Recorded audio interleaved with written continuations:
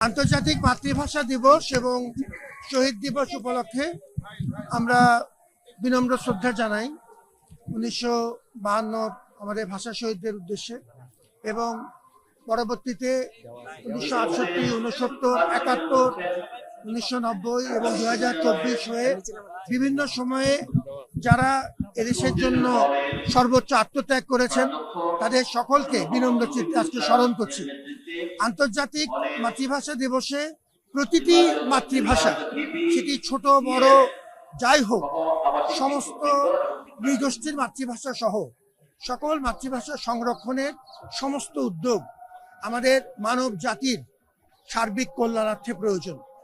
এই স্বীকৃতিটুক আমাদের মাতৃভাষা দিবসে বাংলার জন্য যারা জীবন বাজি রেখে সংগ্রাম করেছিলেন এবং আত্মহত্যা করেছেন তাদের কারণেই এই আন্তর্জাতিক স্বীকৃতিটুক আমরা পেয়েছি।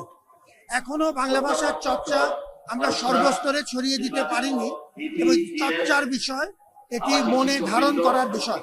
অনেক উদ্যোগ নেওয়া হয়েছে, পরিস্থিতির কিছুটা উন্নতি হয়েছে, কিন্তু আমাদের পথ চলা মাতৃভাষাকে, সমস্ত মাতৃভাষাকে সম্মান করে আমাদের বাংলা সহ সমস্ত মাতৃভাষা চর্চার মাধ্যমে জাগরুক থাকুক, সেই উদ্যোগ বুঝিয়ে থাকুক। আপনাদের মাধ্যমে সকলের প্রতি আমাদের সেই আহ্বান। এই আয়োজনটি আপনারা জানেন ঢাকা বিশ্ববিদ্যালয় জাতির পক্ষ থেকে করে। আপনাদের অনেক সহযোগিতা পেয়েছি। এই আয়োজন এবছর তুলনামূলকভাবে নির্ঝঞ্ঝাটভাবে হয়েছে।